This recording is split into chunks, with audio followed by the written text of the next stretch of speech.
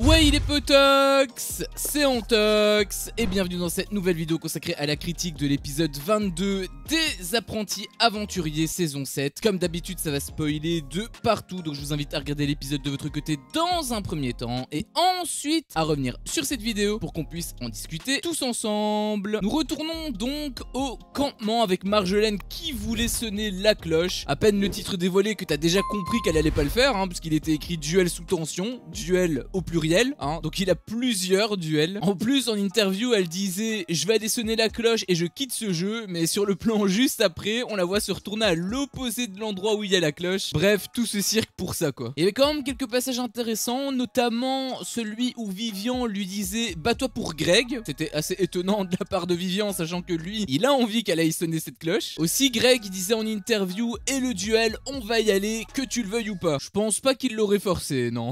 Puis Marjolaine révèle pourquoi elle est venue dans cette aventure et tout le monde pensait que c'était pour son fils. Moi j'étais le premier à penser ça en tout cas, mais pas du tout. En fait elle est juste venue pour maigrir. Il y en a ils perdent 50 kilos en restant dans leur chambre et il y en a d'autres ils doivent faire 10 000 km pour en perdre 7. On n'a pas les mêmes priorités Vivian d'ailleurs il m'avait fait rire parce qu'il avait rajouté mais t'as cru que c'était un centre cosmétique ici?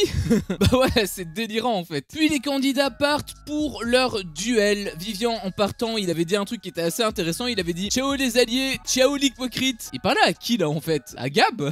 Là du coup je m'étais dit que voilà les tensions s'étaient un petit peu apaisées, mais en fait pas du tout, puisque à peine monté dans le bateau, Marjolaine répondait à Greg en disant il n'y a plus de binôme, c'est chacun pour soi. Le duel commence déjà très bien.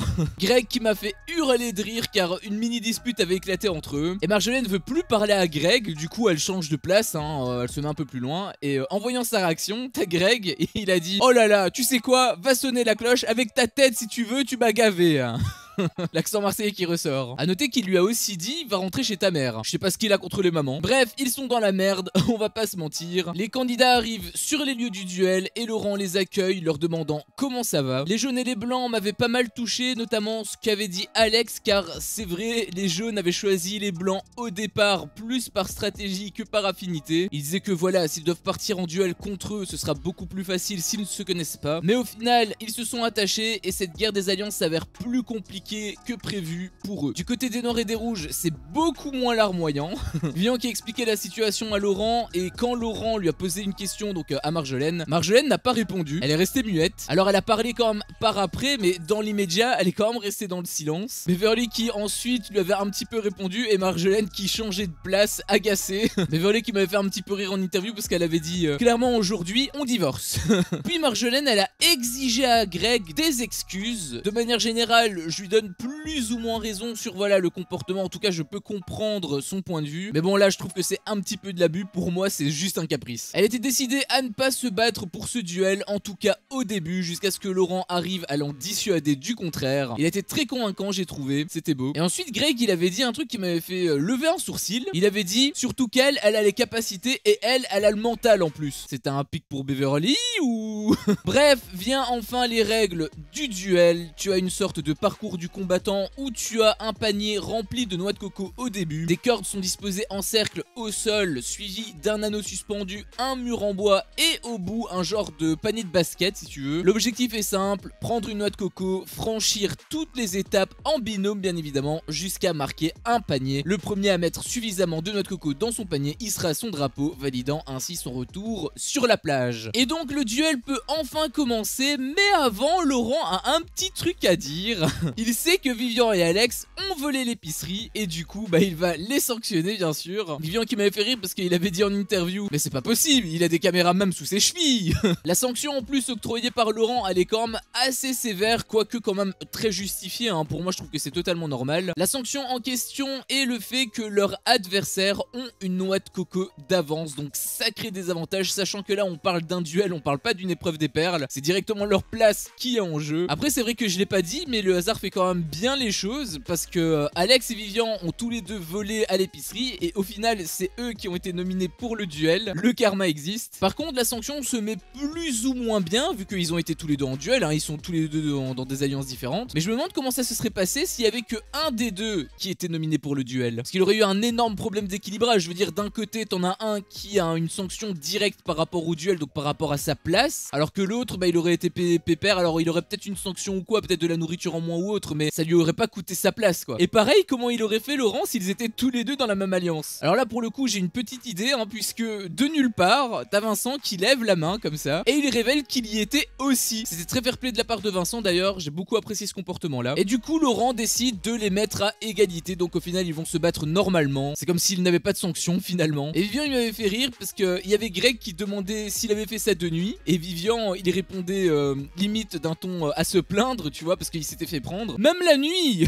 Par contre cette sanction n'est pas la seule puisqu'il y a d'autres conséquences. La seconde c'est un avertissement hein, puisque Vivian a volé pour la deuxième fois, donc la prochaine c'est l'élimination immédiate, donc il est prévenu. Encore faut-il remporter le duel. Par contre il a rien précisé pour Alex, donc je pense pas qu'il soit au courant pour Alex en fait qu'il est volé aussi la première fois. Et bien plus grave encore, l'épicerie est fermée et vidée. Donc forcément les autres candidats seront également pénalisés. Vivian m'avait fait rire parce qu'il avait dit on va se faire crever si on rentre. On dirait que c'était Marjolaine. Aucun scrupule. Bref, après ce long blabla, le duel peut enfin commencer et ce sont les jaunes et les blancs qui débutent. Vincent et Ludivine sont moins précis que Alex et Clarisse, on le ressentait en tout cas en début d'épreuve. Clarisse qui m'avait fait rire puisque en interceptant la noix de coco, ça a claqué forcément puisque c'est pas un ballon rempli d'air, hein, c'est une noix de coco. Et du coup elle avait dit ah ouh, ça fait super mal. Les blancs ont une petite longueur d'avance, ils arrivent à l'anneau et ça a l'air tendu cet obstacle quand même, hein. Je pense que c'est d'ailleurs l'obstacle le plus dur du parcours puisque l'anneau en fait est relativement petit et assez bas, donc compliqué pour la réception car je le rappelle c'est pas un ballon rempli d'air hein. Du coup Alex le lance et ça touche l'anneau, ce qui fait que ça tombe par terre. Et moi au début j'avais mal compris en fait les règles puisque je pensais que si tu échouais à une étape, bah simplement tu devais recommencer l'étape tout bêtement. Mais en fait pas du tout, tu dois recommencer le parcours depuis le début. C'est vrai que dit comme ça c'est un petit peu logique, mais moi j'avoue que j'ai pas compris ça comme ça. Et du coup le duel est beaucoup plus compliqué que ce qu'on pourrait croire. Alex il m'avait fait ultra plaisir parce qu'il disait en interview si elle arrive pas à le rattraper c'est pas grave, on recommence. Ça fait plusieurs épreuves d'ailleurs qu'il a cette mentalité là, une mentalité un peu d'équipe et j'aime beaucoup ça. Après plusieurs essais, Ludivine se plaignait en interview parce que voilà ça lui fait mal hein, tout simplement au doigt. Mais en fait je pense qu'elles ont une mauvaise technique parce que quand elles veulent récupérer la noix de coco, elles le récupèrent mais sans bouger. Tu vois la noix de coco bah forcément ça claque puisque elle bouge pas. C'est un peu comme si tu sautais les jambes tendues et que tu te réceptionnais en restant tendu. Tu te réceptionnes pas en restant les jambes tendues. Tu fais tu fléchis un petit peu les genoux histoire d'amortir ta chute. En fait elles devraient faire également la même chose avec leurs mains, simplement quand elles reçoivent la noix de coco, bah, au lieu de faire comme ça et de récupérer la noix de coco fixe, simplement faire un petit accompagner le mouvement tu vois pour amortir la chute. Et puis deuxième tentative pour Alex et Clarisse sur l'anneau et ils y arrivent cette fois-ci. C'était plutôt impressionnant d'ailleurs j'ai trouvé. Et du coup avant-dernier obstacle, le mur, et là ils ont échoué. Normalement il n'est pas si simple que ça non plus hein, parce que le lanceur en fait le mur est quand même assez haut, le lanceur il voit pas derrière, il sait pas où est le rattrapeur, donc compliqué pour jauger la distance. Puis t'avais Alex qui s'est un petit peu contredit en interview hein, où il disait que voilà Clarisse elle était pas motivée, elle allait à reculons alors qu'en fait elle voyait juste pas où il était hein. Un peu après tu as Vincent qui lance sa noix de coco et Ludivine la rattrape mais un petit peu aidé par le sol quand même et Laurent a validé, donc j'ai trouvé qu'il y avait un peu de favoritisme par rapport à ça. Puis l'obstacle du mur qu'ils réussissent aussi en one shot en plus cette fois-ci, c'était beau. Et donc l'obstacle final pour Vincent, le panier, mais il rate. En vrai je suis content qu'il ait raté sur ce timing là parce que pour moi il devait pas être validé en fait. Par contre ça leur a quand même fait perdre du temps hein, cette histoire, parce que bon ils ont pu appréhender un petit peu mieux les obstacles suivants, donc le mur et le panier, mais ça leur a quand même fait perdre pas mal de temps. Et puis Laurent, voyant le temps défiler et qu'il reste un autre duel en plus derrière, annonce que c'est un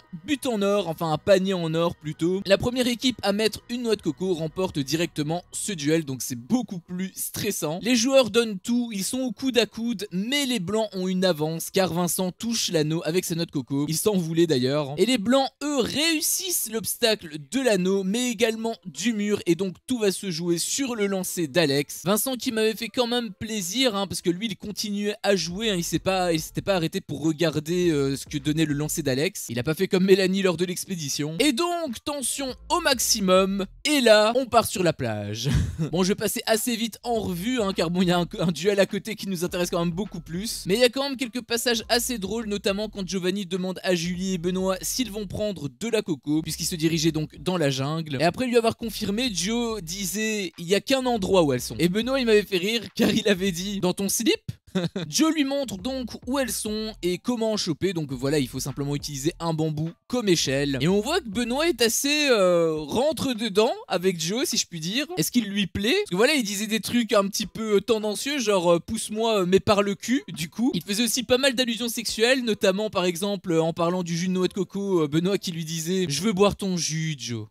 Je sais pas s'il est attiré par Joe, ça aurait pu être beau, mais je pense pas que Joe soit bi malheureusement. Puis enfin de retour au duel, ce fut quand même assez court, donc ça par contre c'était quand même plutôt cool. Et donc Alex lance et rate. On a été coupé juste pour ça d'ailleurs. Donc les jaunes ont l'avantage cette fois-ci, forcément, hein, puisque les blancs doivent tout recommencer depuis le début. Les jaunes passent l'obstacle de l'anneau, passent le mur, Vincent lance pour le panier et réussit. Donc les jaunes restent et les blancs sont éliminés. Quelque part je suis un petit peu triste pour les blancs parce que j'aime beaucoup Alex et Clarisse, mais je dois avouer que malgré l'image qu'ils peuvent avoir auprès des autres candidats par rapport à leur insociabilité, je dois reconnaître que moi ils me plaisent plutôt bien, je les trouve plutôt mignons ensemble et en plus ils ont une bonne mentalité, donc je suis quand même plutôt content pour eux. Alex il m'avait fait aussi plaisir à ce moment-là parce qu'il avait fait un câlin à Clarisse, c'était beau j'ai trouvé. Et Vivian il était un petit peu en train de jubiler en interview, ils sont vraiment ennemis en fait, genre officiellement, je sais pas, parce qu'il parlait d'amis devenus ennemis, c'est grave quand même de foutre en l'air une amitié juste pour un jeu quoi. Et vient enfin au tour des rouges et des noirs et Laurent éclaire, un pied qui sort, pas deux. Et aussi, comme les rouges conservent leurs désavantages, s'ils restent sur cette règle de une noix de coco mise, bah les noirs gagneraient juste, sans même devoir s'affronter. Donc ils conservent quand même leur avantage, les noirs doivent mettre une noix de coco alors que les rouges doivent en mettre deux. Le jeu commence et ça démarre déjà assez mal pour les rouges parce qu'on voyait Vivian qui était déjà agacé au premier raté de Beverly. Vivian qui m'avait fait d'ailleurs hurler de rire quand Beverly rate pour la deuxième fois. Il avait dit entre ses lèvres, mais c'est pas possible, elle a les mains trouées.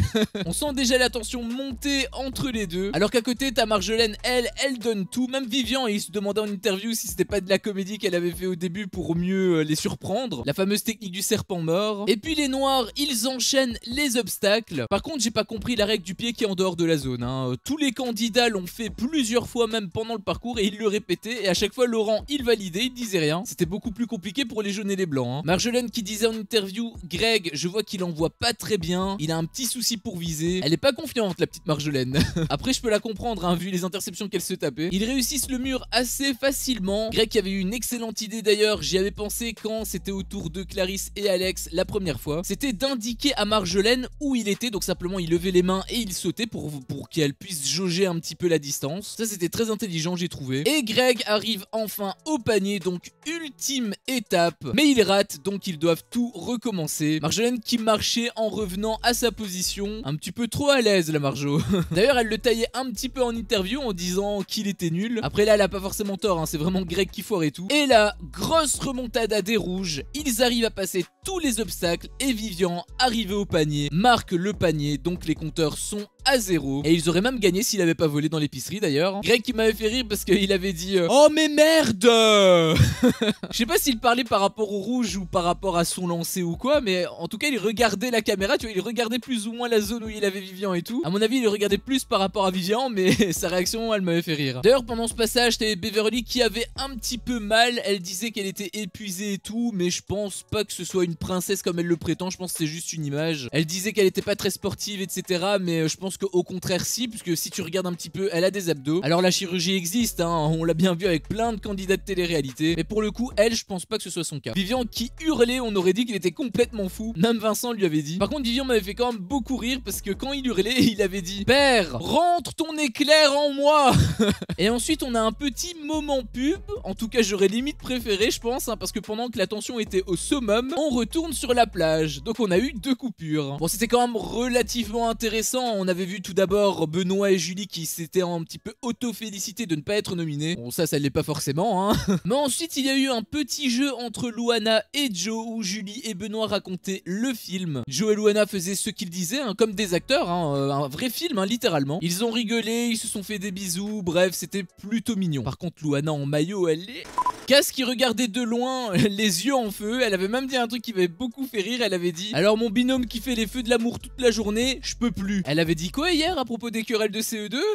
Et puis tu as Naka qui propose à Joe d'attirer les crabes avec de la nourriture immangeable en creusant un piège pour les attraper. Donc il tente, hein, on verra ce que ça va donner. Mais là on a plus intéressant à se mettre sous la dent car on repart directement sur le duel. Les noirs et les rouges qui sont au coude à coude. Ils arrivent tous les deux au bout quasi en même temps, mais Greg a un shot pour gagner. On voyait que Marjolaine elle était à bout, hein. Elle était tombée des 2 genoux sur le sol. Greg donc qui lance et qui rate. Il m'a trop fait rire d'ailleurs comment il a crié oh putain, fais chier. Et puis il vient autour de Vivian, mais il rate aussi, donc c'est pas fini. Et là je pense que j'ai eu l'un des plus gros fous rires de ma vie en regardant une télé-réalité. Tu vois Vivian qui était tout excité bien évidemment, et il avait envie de tracer pour vite se remettre en position et tout. Et donc sur le terrain tu as les noix de coco qui restent, hein. Il les récupère pas et tout, non, il laisse leurs noix de coco au sol. Et donc en courant, t'as Vivian qui a eu la merveilleuse idée, tel un joueur de foot, de shooter dans une noix de coco. J'ose même pas imaginer la douleur qu'il a eu, il l'a dit lui-même de toute façon, hein. Je me suis cassé le pouce, en parlant de son orteil hein, bien sûr. Et puis le duel se poursuit, Greg qui est vraiment pas précis. D'ailleurs il disait à Marjolaine de se dépêcher et tout, mais en soi s'ils sont toujours pas qualifiés c'est vraiment 100% sa faute hein. Marjolaine qui était frustrée, je peux la comprendre hein. D'ailleurs j'ai pas compris pourquoi ils ont pas inversé les rôles tout simplement. Ils auraient pu changer non? Vivian qui disait elle peut pas rentrer sur ma vie, il lui en veut vraiment à la Marjolaine hein. Et puis vient le moment décisif, Vivian qui est face à face avec le panier. Greg qui joue un petit peu à la Maeva Genam hein, en hurlant tu la rates. Et donc Vivian lance sa noix de coco, et ce pourquoi on a été interrompu 2 fois fait enfin son effet. Gros cliffhanger, donc on ne saura que demain qui sera le grand gagnant de ce duel. Bref, c'était mon avis sur cet épisode, un épisode qui était plutôt cool par rapport au jeu, même s'il y a eu pas mal de blabla au début, on va pas se cacher. Mais il y a eu quelques nouvelles règles, hein, notamment par rapport au fait que voilà, Alex et Vivian avaient volé, du coup forcément ils devaient être pénalisés. Ça pour le coup j'ai trouvé que c'était plutôt logique et normal. Bon, bien évidemment pour étirer l'épisode en longueur et pour garder le fameux suspense de fin d'épisode, ils ont fait 2 coupures pour nous remettre sur la plage. Il s'est pas passé grand chose hein, on va pas se mentir, mais c'était quand même plus ou moins divertissant. En tout cas j'ai beaucoup aimé le petit jeu entre Luana et Joe, ça m'a pas mal fait rire. Il y a eu pas mal de moments assez hilarants quand même, notamment avec Vivian. Je suis sûr qu'après l'épreuve il est parti à l'hôpital. Et bien sûr le gros cliffhanger de fin d'épisode, on pouvait s'en douter, ça me pète les noix de coco, je vais pas vous mentir. Mais bon, faudra se montrer patient et attendre demain pour savoir qui sera le grand vainqueur. Sur ce, cette vidéo s'achève ici. Si mon contenu te plaît, fais-le moi savoir en me laissant un énorme pouce bleu. À chaque fois que je vois ça, je vois que mon contenu plaît et donc moi ça me motive à continuer. Si t'es pas encore un peu tox, qu'est-ce que tu attends pour me défoncer ce gros bouton rouge? N'hésite pas à activer la cloche pour ne rien louper et je te dis à la prochaine pour une prochaine vidéo. Ciao.